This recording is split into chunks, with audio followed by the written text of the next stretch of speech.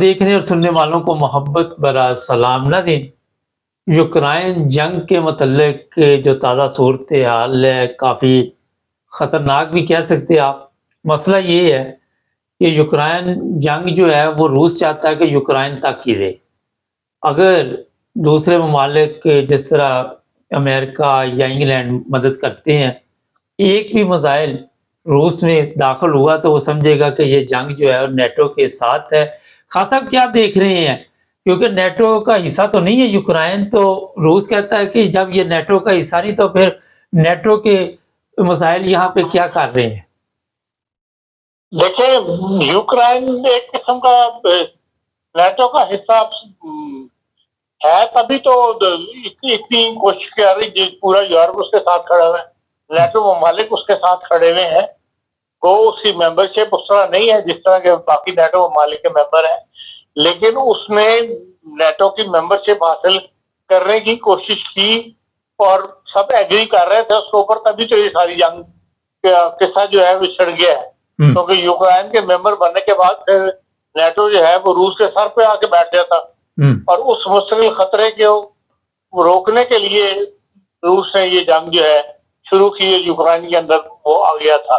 लेकिन अब ये जंग बढ़ते बढ़ते यहाँ तक फैल गई है कि भाई एक किस्म का दोनों ममालिक जो है वो हालत जंग में है। रूस भी तकरीबन, रूस का एक हिस्सा जो है पूरी तरह हालत जंग में ही है और जंगियों के जंगी कैदी बन रहे हैं, तबादले हो रहे हैं। अभी भी 8वीं बार जो है वो कल जंगी कैदियों का तबादला हुआ है और यूएई जो है वो जंगी कैदियों के मामले में हेल्प करता है इनकी, उनके मार्फत ही अपने कैदी को तब्दील करते हैं। कल भी 203 कैदी जो है वो रूस के इन्होंने छोड़े हैं और यूक्रेन ने, और यूक्रेन की 203 कैदी जो है वो रूस ने छोड़े हैं। तो दोनों तरफ से 600 कैदी जो है वो इस तरह रिहा किए गए हैं। बात यह है कि यूक्रेन जो है वो अब इस जंग से तंग पड़ा हुआ है। वो ये चाहता है कि उसको जो लॉन्ग रेंज मिसाइल उसके पास है, जो उसके अपने तो नहीं है, वो इन्होंने बना के दिए हैं अमेरिका ने और नेटो ममालिक ने, वो उनका इस्तेमाल करना चाहता है वो, ताकि एक अच्छा नुकसान जो है वो रूस को पहुंचा सके। और जो मुख्तलिफ सप्लाईज के लाइन्स हैं उन पर वो चाहता है यूक्रेन के वो ड्रोन हमले करके और मिसाइल फेंक कर उनको नुकसान पहुंचाए और उससे वो मिस्टर पुतिन जो है उन्होंने कहा है कि अगर इस किस्म की हरकत की गई यूक्रेन की तरफ से तो हम इसको एक हमला तस्वर करेंगे और वो हमला जो है वो नेटो का हमला तस्वर किया जाएगा, क्योंकि तमाम जो मिसाइल्स हैं वो नेटो ममालिक के हैं या अमेरिका के हैं। तो इसलिए हम उस हमले को नेटो का हमला तस्वर करते हुए हम पर पूरी कुव्वत से उसका जवाब देंगे, फिर कोई महफूज नहीं रहेगा। तो इस वजह से यूरोप भी के यूरोपियन ममालिक भी, इसमें जर्मन चांसलर की भी कल की तकरीर भी अगर आप देखें तो उन्होंने इसकी मुखालफत की है कि भाई ये काम हम नहीं चाहते कि हमारे मिसाइल्स हैं, ये लॉन्ग रेंज मिसाइल्स, वो हमने इनको दिफा के लिए दिए हुए हैं। जो भी असला दिया गया है यूक्रेन को अब तक वो दिफा के लिए दिया गया है, डिफेंस के लिए, ऑफेंस के लिए नहीं दिया गया। और अमेरिका भी इस फेवर में नहीं है कि ये लॉन्ग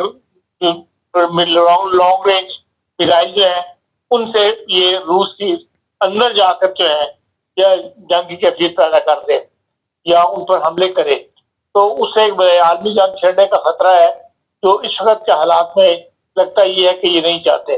जर्मन चांसलर ने तो बड़ी कल क्लियर कट तकरीर की है और उन्होंने कहा कि कतन हम अपने इस बात की इजाजत नहीं दे सकते कि यूक्रेन जो है वो इस अर्से से लॉन्ग रेंज मिसाइल जो इस्तेमाल करे और उनके सप्लाई लाइन या जो रूस के अंदर तक जाके वो ड्रोन हमले करे और लॉन्ग रेंज मिसाइल के साथ हमले करे।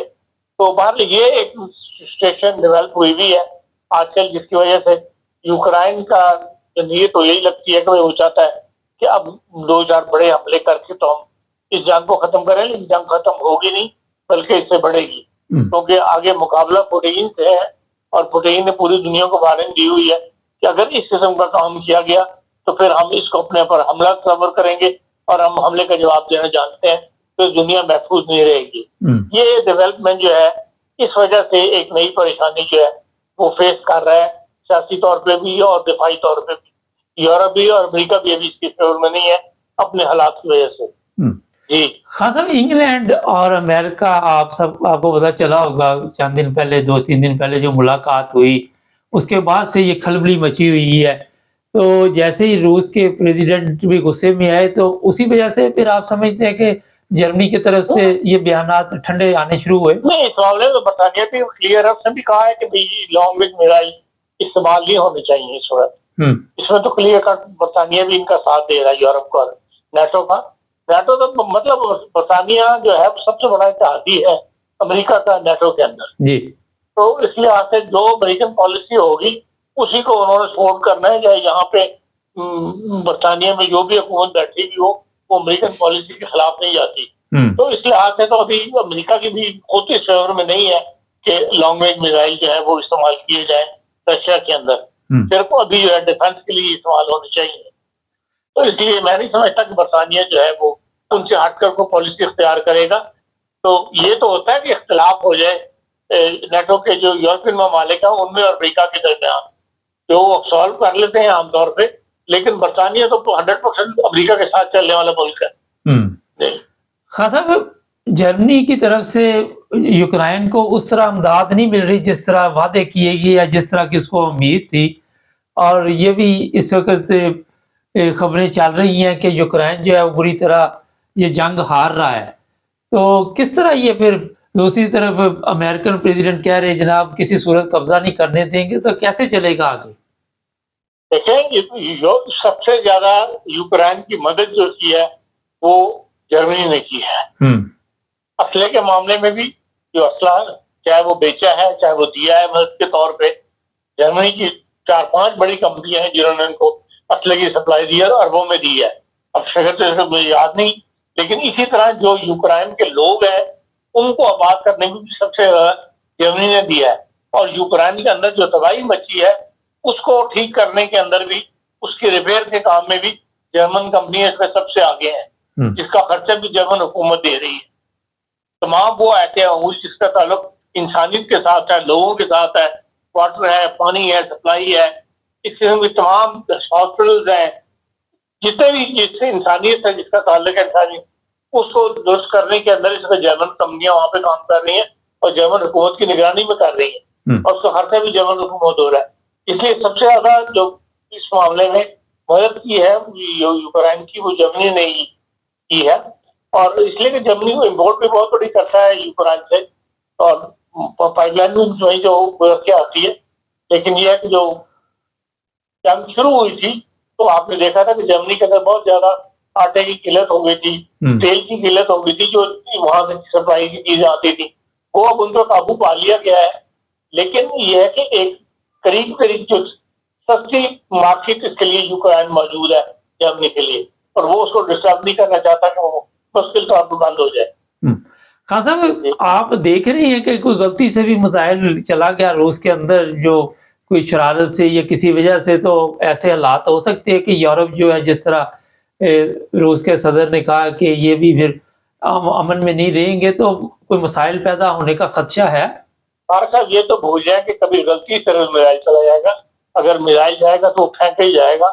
मिसाइल ऐसा असला है जिसके अंदर गलती का इम्कान बड़ा ही कम होता है, उसकी बड़ी हिफाजत की जाती है और बड़ी उसके मतलब सिस्टमेटिक उसके साथ मामला चल रहे होते हैं, उसमें गलती का इम्कान नहीं, उसमें फिर मिसाइल फेंके जाएगा तो होगा ऐसा। तो उसका नतीजा आप क्या देखते हैं? नहीं, ऐसा करेगा नहीं यूक्रेन। अच्छा, ऐसा करेगा नहीं, लेकिन वो टोटल डिपेंड कर रहा है इन लोगों के ऊपर। अगर वो ऐसी हरकत कर देता ये लोग पीछे हट जाएंगे। लेकिन जंग के बारे में तो ये खबरें हैं कि बहुत शिद्दत अख्तियार कर गई है, रूसी हमले बड़ी तेजी के साथ तबाही मचा रहे हैं। तो ये तो हम काफी देर से सुन रहे हैं, 2 साल हो गए, तो इसका इतनी जल्दी रिजल्ट नजर नहीं आ रहा कोई भी। नहीं, मेरा ख्याल है उसकी वजह जो है वो मौसम की सूरत हाल है। आगे सर्दियां शुरू हो जानी है, इसलिए जो जमीनी कब्जा रूस ज्यादा करना चाहता है, वो चाहता है कि सर्दियां शुरू होने से पहले मैं कर लूँ। बाद इलाके उसने खाली भी किए थे, बाद इलाकों में पीछे भी हटा, और अब नए एरियाज के अंदर वो आगे बढ़ रहा है। बहुत शुक्रिया खान साहब। ये थे जी इरफान अहमद खान साहब। चैनल को सब्सक्राइब करें, जुड़े रहिए हमारे साथ। सुनने और सुनने वालों को मोहब्बत भरा सलाम।